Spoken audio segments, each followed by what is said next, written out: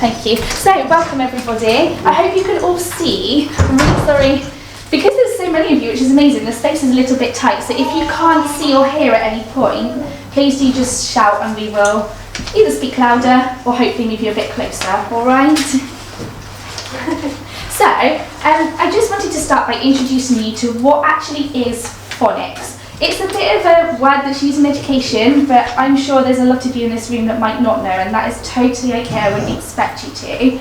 But phonics is very much a way of teaching our children to read, to write, and to spell. It's a system that all schools use, but it doesn't just have to be in school. It is something that parents can actually do at home as well.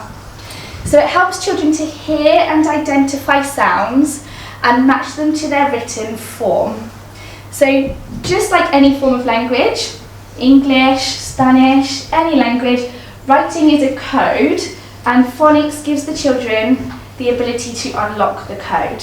So I'm going to draw something on here now, a little. So that's A, ah.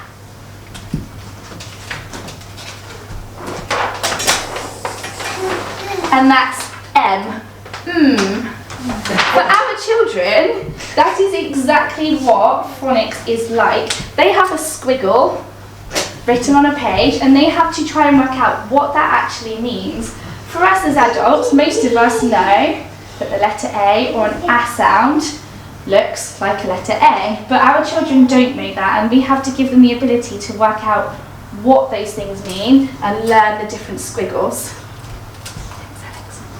So, at Springwell, we actually teach phonics in two different ways, and I know Lisa just touched on it a second ago, but we have two phonic programmes that support our children to become confident readers and writers. Now, when I say that, it's not expected that all of our children are confident readers and writers now. That might be something that in the future, in a few years' time, that they're able to do, but it's really about giving the children the foundation skills so that hopefully one day they are able to read, write, and actually access books and texts and things. So, sorry Alex. So we have Spring into Phonics and we have Read, Write, Ink. Both of these programmes have been intertwined to ensure that they follow on seamlessly so that the children are always progressing, are always moving forward in their learning, but they're developmentally appropriate for our children. So it really does give them the best chance of succeeding. Spring into Phonics is something that myself and Alex and a few other teachers have worked on, and it's a programme that we've created within Springwell School. So we've really looked at the children we have here. What is it they need to learn? What is it they need to know in order to be able to access Read, Write, Ink? And then we've created a programme to give them those skills to be able to hopefully access Read, Write, Ink in the future. Read, Write, Ink is our other programme, like I say, and that actually is a government accredited programme. It's something that a lot of schools use to teach children how to read and write, and it's a phonics programme that is it's very progressive. It allows the children to build upon different sounds that they learn and build up to reading words, reading books, and decoding the text, so really learning what their reading means. So you might know which programme your child is working on. If you don't, I have got a list, so please do feel free at the end if you wanted to find out. Ask myself or Alex, and then we can guide you as to which your child is working on, the best next steps for them. Okay? Thank you, Alex. No, you carry on. You carry on. So, there is always a need for phonics, and there is a definite need for Spring to Phonics within our school. So, our children are often pre-verbal, so they are learning to communicate verbally. They might be communicating using PECS, Makaton, gesture, and they are really key skills for our children that we need to build upon before they can access Read, Write, Ink. So this lady, Sally Neum, I think her name is, has said that children need key sound knowledge, understanding and skills before a systematic phonics, such as Read, Write, Ink approach, learning can take place. So that is really what our Spring to Phonics programme works on, and I will show you that now. Okay, over to Alex.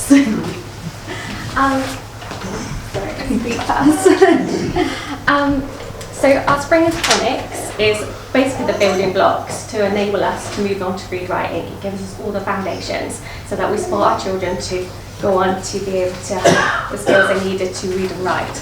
So this comes from, it's been developed and we've adapted it for us, but it comes from the EAT, so it's the building blocks of language. So we've looked at what is needed to be able to then go on to go and do our phonics. Our children already come into school with lots of knowledge, lots of skills they're already doing, so we are just building on that already. Research shows us as well that including all of this, there's other areas that are really important, such as physical development. So without physical development, being able to cross your middle lines, such as turning pages, such as being able to sit still, sit down, hold a pencil, that takes a lot. So also within Spring into Phonics, we do a lot of physical development and movement, as we'll go through and show you some resources as well. And then, sorry. So we've got pre-phonics, early phonics, and phonics ready. So all of these stages are what our children start off with. We don't take one away. So even if they're working on phonics ready, they will still be all doing the early phonics and pre-phonics activities, because we don't want to take that kind of rug away from them. We want to continue to build their confidence, enable them to carry on. So within pre-phonics, children will be demonstrating emerging listening skills, attention skills, interaction skills. They'll be starting to use sounds, pre-verbal sounds, developing their gross and fine motor skills.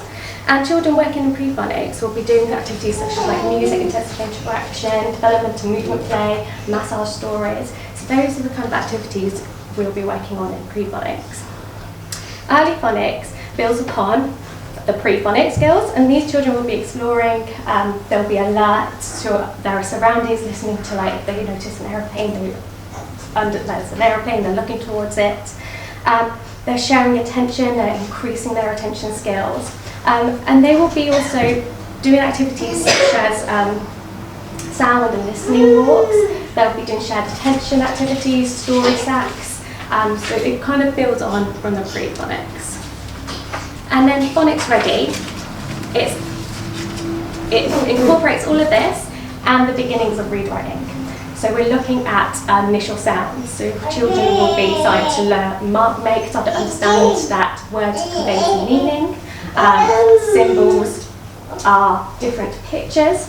So we'll be incorporating part of Read Write Inc. into that. So the language we use in Read Write Inc., the cards we use for Read Write Inc. will be incorporated in Phonics Ready. They'll be doing like activities like narrative, exploring initial names of their name as well, the initial sounds of their name.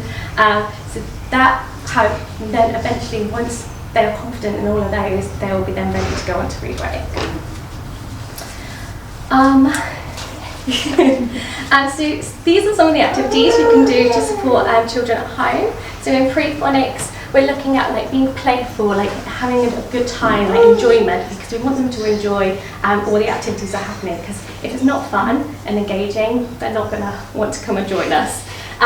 Massage and physical touch, quality one-to-one time. Also enjoying silence. It doesn't always have to be filled with words and commenting, like just listening, being alert, what can we hear around what's going on. Movement and dance, singing lots of songs and rhymes, sensory play. So that will be within our pre-phonics. So things like that will be at home, you can do. Early phonics, we're looking at more mark-making activities, fine motor activities, which we've got some out today for you to look at. Copying and imitating sounds, music apps, cause and effect, musical instruments, role play, imaginary play. So these kind of things you can do at home as well. And then Phonics Ready, we're looking at turn taking. So turn taking skills are really important, as you'll find out in the Read Write Inc., like waiting for someone to talk and then the turn taking kind of conversation. Lots of alphabet activities, lots of mark making and drawing, like letter formation, again sensory play, so yeah, sound talk, so act, lots of sounding out. But these are the activities that you could do to support at home.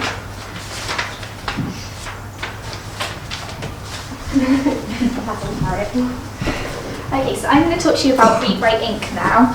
So it is a little bit different to Spring to Phonics. As I said, it is very progressive and it's a very structured way of teaching our children.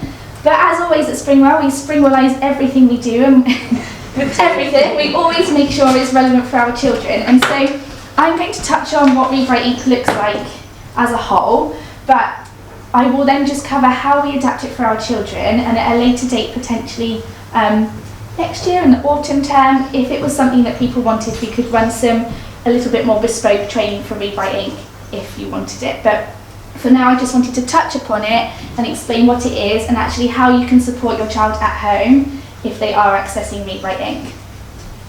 So Read Write Ink teaches children the sounds in English and the letters that represent them. So our children learn what it sounds like and then what it looks like on paper. So just like I did with my lovely squiggles on here, when you learn this is a, actually that's exactly the same as teaching our children through Read Write Ink, the letter sounds. It also helps our children to learn how to form the letters and how to write them. So not only does Read Write Ink give the children the ability to read, we do work on the ability to write as well. Read Write Ink includes reading books, so our children begin to build upon the skills so they can access Read Write Ink reading books, and they are only accessing books that that include sounds that the child has learnt. So we wouldn't ever give the children a book with words and the sounds in that they haven't yet learnt, because actually it's setting them up to fail, and we really want to build confidence with the children. We really want them to succeed, and so we make sure that the books they have use words and sounds that they've learnt. So they might, for example, learn the sounds m, a, s, d, t. Now that actually opens up quite a few words. They can read the word mat, at, sat. There's a whole number of words they can read, and so the books would incorporate those words and no others, just so that they're beginning to learn how to read a text. So our Read Write Ink programme gives the children a chance to become confident and successful with reading. So the typical Read Write Ink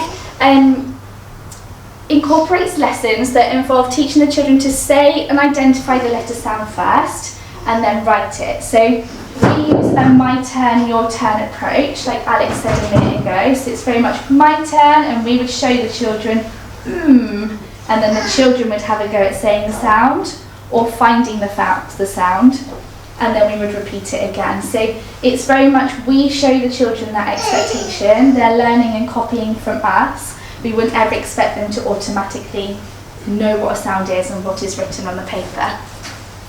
Once the children know 5 sounds, they can then begin to blend them together and read short words. So, as I've just said, they would begin with things like mat, sat, at, and they would build upon that as they work through the programme. So children progressively learn more sounds and then begin to apply those skills to reading storybooks that are designed to link to their stage of phonics. So I'm just going to show you, sorry Lisa, this here is the simple speed sounds that we teach our children initially. So this is just a very select few of the sounds they would learn, but they would progress through different sounds until they work on sounds that might have 2 letters but they make 1 sound, or 3 letters that make 1 sound.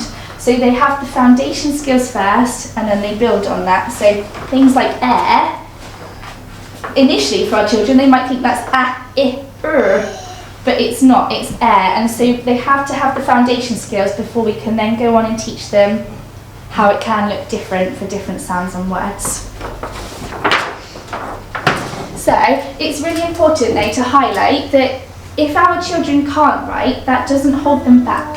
Our rewriting programme enables the children to explore writing, to have a go, and that might not be in a typical way. It might not be with a pen on paper, it might be with paint, it might be with a big broom on the floor, it might be using their arm in dance to form a sound. Writing might look different for our children, but that is totally okay, and that doesn't hold them back from their reading. So, I thought it would be really good just for us to have a quick video now on how to say sounds. There is something that exists called a schwa, and quite often that is where people put an sound on the end of a sound. So some people might say ma, ka, da, but actually the sound will be d. And so it's really important, and at school we work really hard to make sure we're teaching the children the simplest sound, and that is exactly what I just wanted to show you now, just to give you a bit of an idea of how the sounds are said. So I've got the video up already. Just get to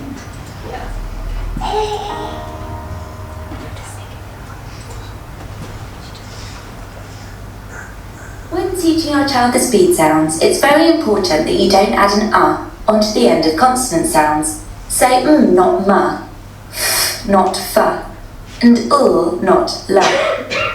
This takes some practice, but if your child learns to pronounce the sounds as pure sounds, they will find it easier later to put the sounds together to make a word. For example, it is easier to put the sounds at together than at. As you start to teach your child the first group of sounds on the flashcards, you will notice that each sound is either stretchy or bouncy. 5-year-old Sylvie will now show you how to say the sounds. These are the set one sounds.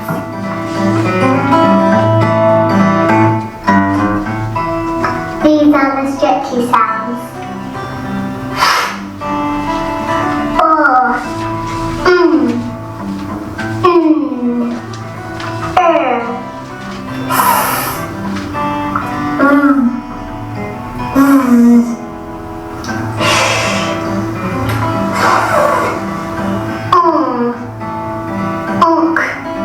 These are the bouncy sounds.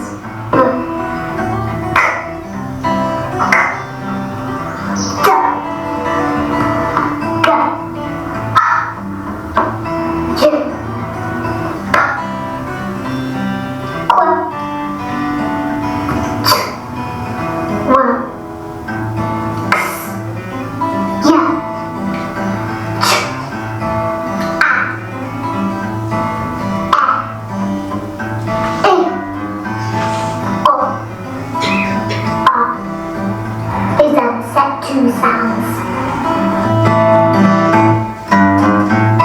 These are the long vowels. A, E, I,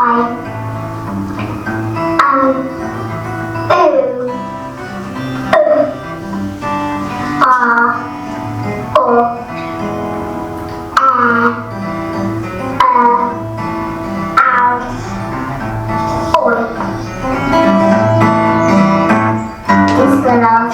It sounds to learn. Aya, ear, your.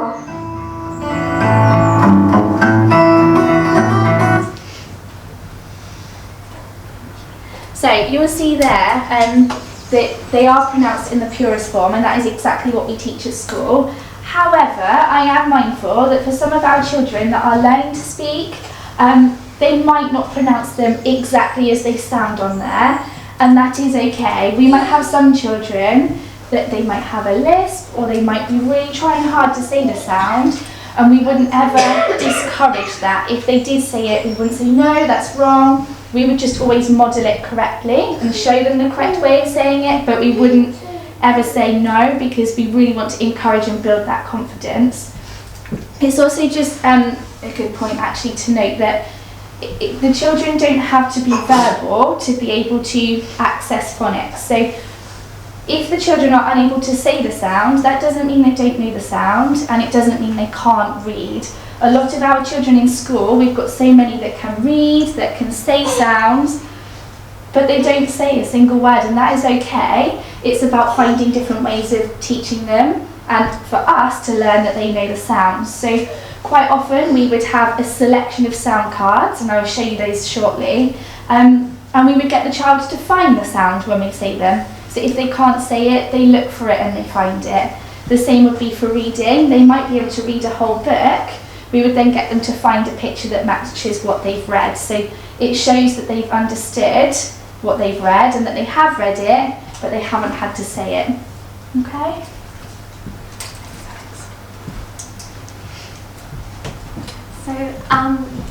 So the reason why we want our children to do phonics and to go on to read and write is because for reading and writing, but we also need to install a love of reading, because if there's no purpose, if there's no love of reading, then what's the point? So love reading begins in the earliest years, and the storybooks are a really important aspect of this. So, but reading can look so different for everyone.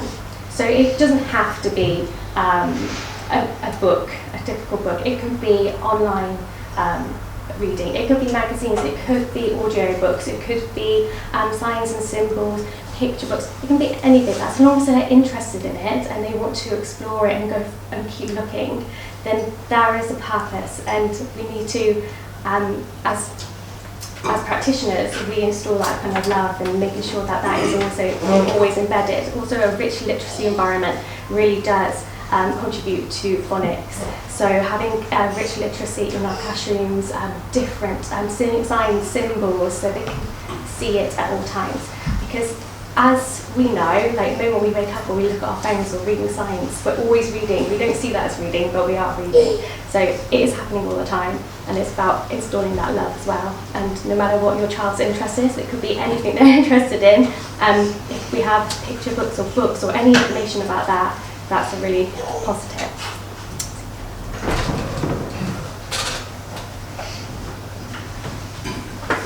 Okay, so there are a number of things that you can do to support your child at home if they are accessing the Read Write Inc. programme. And we've got some resources and things that we'll show you in a minute, but I will just talk through stuff that you can do to support them. You don't have to have resources, you don't have to have things, but there's so many things that you can do to really develop the phonic and reading skills. So, practicing saying or finding the sounds, identifying the sounds that the children have been learning within the environment. So you could walk to the bus or a shop and you could see the shop, or McDonald's for example, and you'd be like, oh, McDonald's. And it's really about exposing the children to those sounds. Can they maybe find it? Can they find that if you're going out for dinner, if you're going to a shop? It might even be in your home. You might encourage your child to find something that begins with a certain sound in your home, if that's the sound they've been learning. So it doesn't have to look how we teach it at school, but there are certain things that you can still be doing. As well as that, we use something called Fred Talk, and you'll see just over on the table here, there is a lovely green frog. Oh, thanks, Lisa. Thank you. This is Fred. So he comes with the Read Write Inc. programme, he's their logo, their mascot, but we actually use him when we're teaching. So Fred only says words in sounds, so we teach our children that way. If we were looking at a picture of a cat, we would say, oh, a cat. What could it be? A cat. Cat. And then encouraging the children to find the picture, find the item. And that is something that you can do at home all the time. You can do it when you're getting dressed, you can do it when you're eating your food, your meals, when you're washing. Just breaking down those words into their sounds, just so the children are hearing them, but they might also then begin to what we call blend them together, so put them back together again and say the whole word. As Alex said, sharing books and stories, that's so important right from a young age. There are so many ways that we can do that. There are some lovely toys you can get that, like soft toys, they hold a book and they read a story. We've got things like this, that all sound books. So there are so many different things that you can use with your children, and it's so important that they do have that exposure to different books and stories because it encourages that love of reading. reading Read Write Ink books when they are sent home. So in the future, it hasn't come out yet because we wanted to give you an introduction and some training first, but we will be sending, if your child is accessing Read Write Ink, a Read Write Ink book home with your child. So that will be a book that they are completely confident in reading. It wouldn't be an expectation that you teach your child how to read it. It's just about consolidating those skills and for them to be able to share those skills with you at home. So that is coming. If your child isn't accessing Read Write Ink, we are going to look at what else can we send home to encourage the enjoyment of reading and stories, but Read Write Ink books will be coming in the future. Mark making, letter formation and drawing. So there are so many fun sensory things you can do to encourage the children to make marks, to draw, to begin to write. And on your way out, you'll see just over on the left hand side there's a selection of handouts that have been made. So there's some lovely mark making ideas of things that you can do using things you've got around your home and some other sensory ideas to support. But it really is important to work on these skills. We do it every day at school. Every English lesson we do mark making, and it actually falls into a number of our other lessons as well because it's such a core skill for our children. They might not write a letter, but it's good for them to begin to have a go at drawing. It's also really important for our children to develop their physical ability, so to have a strong core, to be able to use and have control over their arms. For a lot of our children, that's actually a really hard thing, but to learn to read and write, they have to have the skills to be able to do that. And so we have lots of things which I will show you over here in a little bit, but about giving the children opportunities to climb, to spin, jump, stretch, stack things, post things, because that's really good at giving our children the skills they need to then be able to write and read. And the same applies for fine motor. We can't expect our children to just automatically pick up a pen or a pencil and know how to hold it. To be able to do that is actually quite hard for our children, and so it's really important that we give them opportunities to use their fingers, to use a pincer grip, so that eventually they might be able to hold a pen or a paintbrush, and that actually they have got the strength in their fingers to do that. So again, there's some lovely ideas that please do take away with you, the sheets over there if you wanted them, of things you can do at home to support your child with that. Okay, in a nutshell, that is an overview. Does anybody have any questions?